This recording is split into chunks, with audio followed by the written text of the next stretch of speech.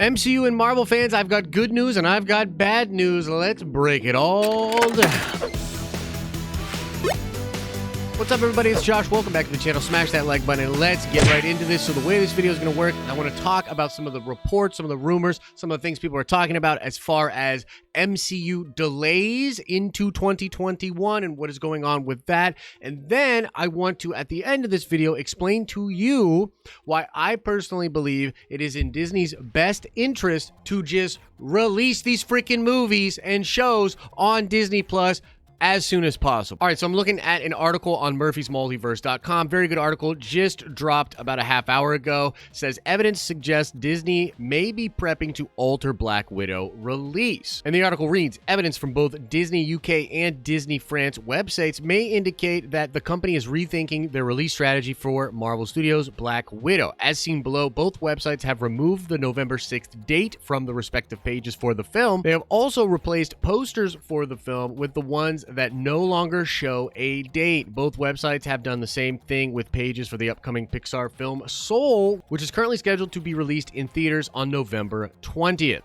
Now, Charles goes on to explain that there's basically two main interpretations that we can make from this. Number one, they may be prepping audiences for a digital release for Black Widow on November 6th because the November 6th date was a theatrical release. That's what Disney was prepping for, a theatrical release. So it is possible that they are making the move to digital and to Disney Plus, and so they're trying to prep people for that. It is also possible they are moving the theatrical date into next year, which is corroborated by reports that Deadline had made last week. Deadline reported that Disney was thinking about moving the date for Black Widow again, keeping it theatrical, but moving it into next year. Now, there's a couple other interesting elements to this story, okay? There's this Yahoo Finance report that is out there making huge waves right now, talking about how they believe, or really it's a data analyst company believes that Disney made $270 or $260 million directly from the Mulan digital purchases on Disney Plus. Now, there are some people saying that that is impossible. I looked at the website, and I'll stop for a second here and mention we went over a lot of this stuff earlier today over on the live streaming channel in our morning stream, and I thought it was great. We actually go into a ton of different places. We had some people call in, and we sort of talked it out. So I highly recommend you check that out for a full kind of nuanced breakdown. But here's the TLDR on this report. Some people are debating whether or not that data is real. Disney, as of the recording of this video, has not released any numbers officially. But to me, if those numbers are real, that would indicate to me that, yeah, you should put Black Widow out on digital, and that's what I'm hoping that they do. However, a possible other interpretation here is that Disney is sitting back and saying, wow, the theatrical stuff looks horrible, but so does the Disney Plus stuff. And it's no secret that Mulan has been hit with a ton of different controversy, and I wouldn't be surprised if we found out later that that 260 number is not real and that Mulan is not doing very well on Disney Plus. And so it's possible that the indicators for Disney are like, theaters, no go.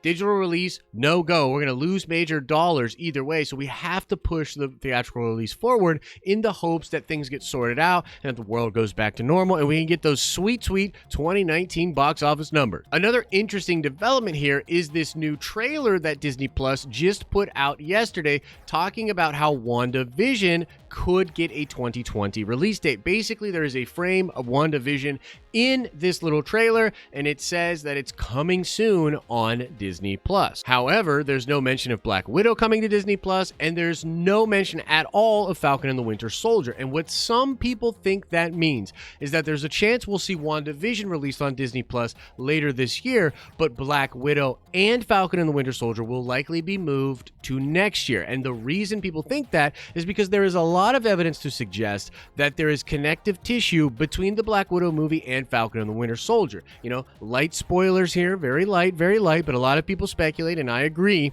that something to do with General Ross, something to do with Zemo, and the Thunderbolts will likely be revealed in the Black Widow movie or potentially in a Black Widow post-credit scene, and then that would directly tie into events that happened in Falcon and the Winter Soldier. So if they released Falcon and the Winter Soldier on Disney Plus, before Black Widow, it will spoil things for the Black Widow film. Which, even if the Thunderbolt stuff isn't real, it's not that hard to imagine this being reality. This is Marvel's strategy, and Kevin Feige has made it known that he's specifically trying to tie the Disney Plus stuff to the theatrical release. Back in the day, meaning like 6 months ago, Disney had major market shares of what people were spending money on and spending time on in the theatrical release, and they were trying to leverage their theatrical success to get people to check out the Disney Plus stuff. But now it's kind of possibly flip-flop with theater attendance and people going to the theater at like rock bottom, but people checking stuff out on Disney Plus going through the roof. And so that is really where the reports all come together. We know that they have moved Wonder Woman 1984 to Christmas, delaying it yet again based on the numbers of Tenet likely. And so look, what people are saying right now is it is possible that Black Widow will release digitally on November 6th, but it is also possible that it will get pushed into next year. So that's the news, that's the reports, that's what we have so far. Okay, so let us know what you think about that. But now let me explain in a nice, succinct way a point I tried to make earlier on the morning stream. And this is to me that I think it is in Disney's best interest to release Black Widow digitally, even if it doesn't make the money that they think it could make sometime next year in theaters. And I know this is not an opinion shared by everybody. In fact, a lot of the insiders, a lot of the Hollywood people that I know, and just, you know, friends of the channel or whatever, are sort of tweeting and discussing this thing and being like, what, do you want Disney to go out there and lose money? Like, how stupid do you have to be to think Disney would go out there and lose money? And I'd like to push back on that because here's the thing. They're losing money. They're losing money this whole year. All kinds of companies are losing money there. It's very rare that some companies are actually gaining money. You know, certain technology companies and Tesla with this whole battery thing. Like, there are some companies that are killing it. Disney is not one of them. And what is saving their butts right now? It is Disney Plus. It is consumer loyalty with that digital distribution service. That is their golden egg. It is literally so good that they have that thing working. Okay, so here's what I want to say to you. Disney is going to, in my opinion, lose money on Black Widow. I think it's inevitable. I mean, unless they knock it out of the park with digital releases or digital buys in November, I think that movie's going to lose money because they have to remarket it. They already spent a ton of money on marketing it prior. They have owed interest payments on it for the financing of it. You know, so I think overall that movie's going to lose money no matter what.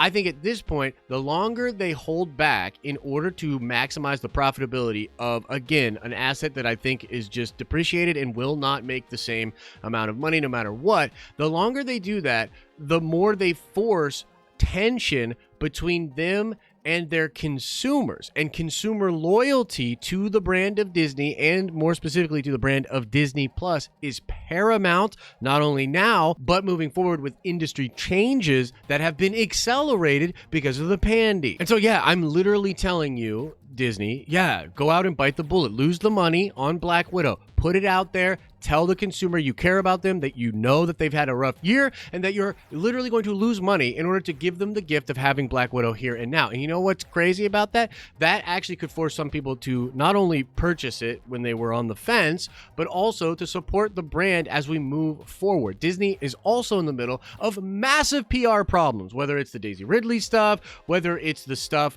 with John Boyega, whether it's the Mulan stuff, etc., etc. Disney is in a very bad place in a public relations sense. It would behoove them to alter their strategy and to use the seeming problem with the profitability of Black Widow as an opportunity to gain some ground in the consumer loyalty department. That's just my opinion. Of course, I don't get paid the buku bucks. I don't know what I'm talking about. I'm just some dude on the internet. But that's my case, and that's my point. I want to know what you think about this. Let me know in the comment section below. And now let's shout out 303. Yes, indeed, it was Joel Schumacher that directed the Val Kilmer Batman film. And now let's ask another nerd card question before we get out of here. I want to know who is the director of this long-lost Black Widow movie. If you like this video, make sure you drop a like on it. And if you're enjoying the content over here, you will absolutely love the live streams we do straight from Nerd Ventures Tower Monday through Friday, starting at 10 a.m. Eastern Standard Time. Click the little doobly-doo in the middle of the screen to check out the live streaming channel. As I always say, I hope you're having an awesome and a nerdy day, and I'll see you in the next video.